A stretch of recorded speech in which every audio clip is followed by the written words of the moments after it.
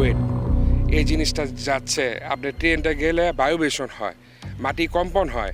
এটার নিচে যদি এরকমভাবে খাতা খন্দল করে, তা জিনিসটা তো এটা ওয়েটের উপরে বা ব্রিজটার উপরে তো একটা ঝামেলা পড়তে পারে। খোলা না করুক, কারণ অ্যাক্সিডেন্ট তো আর বলে আসে না। তো লিঙ্ক রোডের যে নারায়ণগঞ্জ অংশটুকু, সেখান থেকে পিলারের পাশ থেকে কিছু মাটি কেটে নিয়ে যাওয়া হচ্ছে। তো এটা আমাদের নোটিশে আসার তাৎক্ষণিকভাবে আমরা সংশ্লিষ্ট যে এসিলেন্ট এবং তার অন্যান্য লোকজন এবং পুলিশ সহ টিম পাঠিয়ে আমরা তাৎক্ষণিকভাবে সেটা বন্ধ করি। এবং তারা গিয়ে যেটা দেখেছে যে ওখান থেকে মাটি সরানো হচ্ছে। এবং ওইখানে তারা যেটা লোকজনকে জিজ্ঞেস করে যে আপনার কারা আছেন এখানে, তো তাদেরকে যেটা জানানো হয়েছে তারা এই প্রকল্পের যে ঠিকাদার তাদের লোক, এবং এইটা সেনাবাহিনীর তত্ত্বাবধানে বা তাদের সুপারভিশনেই এইটা করা হচ্ছে, মাটিটা কাটা হচ্ছে। তো আমরা তখন বলেছি যে এটা আমরা মাটি কাটতে দিব না এবং মাটি কাটানো আমরা বন্ধ করি এবং প্রয়োজনীয় কাগজপত্র সহ আমরা অফিসে তলব করি।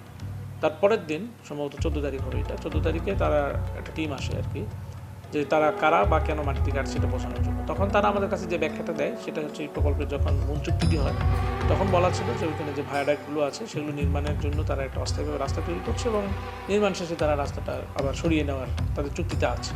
এবং এই কার্যক্রমটি যারা ওই প্রকল্পের যারা কনসালটেন্ট তাদের উপস্থিতিতেই তারা করছে। কিন্তু আমাদের কাছে এটা যৌক্তিক মনে হয় নাই বা আমাদের ওই ব্যাখ্যায় আমরা সন্তুষ্ট ছিলাম না। আমরা তাদেরকে বলেছি যে অ্যাপারেন্টলি মনে হচ্ছে যে এখান থেকে মাটি কাটলে আমাদের সমস্যা হবে আমাদের যে রেল প্রকল্পের। তো এটা এই বিষয়ে তাদের রেলপথ মন্ত্রণালয়ের কোনো অনুমোদন আছে কিনা বা পরিবেশগত কোনো ছাড়পত্র আছে কিনা। তো তাৎক্ষণিকভাবে তারা আমাদের কোনো কাগজ দেখাতে পারে নাই। তো আমরা বলেছি যে আমরা পুরোপুরি সন্তুষ্ট না হওয়া পর্যন্ত এই ব্যাপারে কোনো সিদ্ধান্ত আসবো না। এটার বিষয়ে রেলপথ মন্ত্রণালয় এবং পরিবেশ মন্ত্রণালয় যদি আপনারা ছাড়পত্র দেখাতে পারেন, অনুমতিপত্র দেখাতে পারেন, তারপরে এটা আমরা বিবেচনার বিষয়টি আছে। যেহেতু এখানে পাবলিক সেটেলমেন্ট এবং পাবলিক রিঅ্যাকশনের বিষয় আছে, এখানে ফার্দার আর কোনো মাটিকে আমরা কাটতে দেবো না। তখন থেকে এটা বন্ধ আছে। এখনও যেটা ভিডিও চলছে আসলে তার আগের যে ভিডিওগুলো সেগুলি, তো এটা এখন বন্ধ আছে এই পর্যায়ে। এবং আমরা রেলপথ মন্ত্রণালয়কে বিষয়টি অবহিত করেছি এবং রেলপথ মন্ত্রণালয় থেকে আমাদেরকে জানানো হয়েছে এ বিষয়ে তারা বিধিসম্মতভাবে বা বিধিগতভাবে তারা ব্যবস্থা নিচ্ছে। এবং এটুকু আশ্বস্ত করা হয়েছে যে এটাতে মন্ত্রণালয় এখানে মাটি কাটার বিষয়ে আর কোনো সুপারিশ তারা করবে না বা তারা কোনো পারমিশন দেবে না।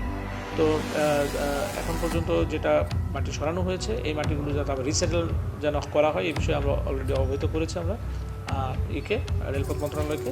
তারা আমাদের আশ্বস্ত করেছে যে এই জায়গাটিতে ফার্দার আর কোনো মাটি কাটার ঘটনা ঘটবে না।